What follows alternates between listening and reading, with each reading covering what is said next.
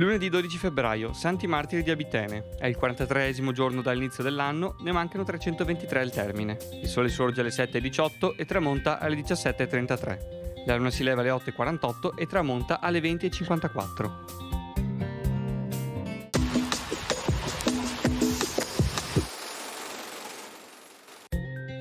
Per la prima volta compare una legge attributiva di poteri agli inquisitori di Stato, il nuovo organismo creato dal Consiglio dei 10 con compiti esecutivi ed istruttori. La prima incombenza loro affidata è di istituire i processi contro i propalatori di segreti di Stato.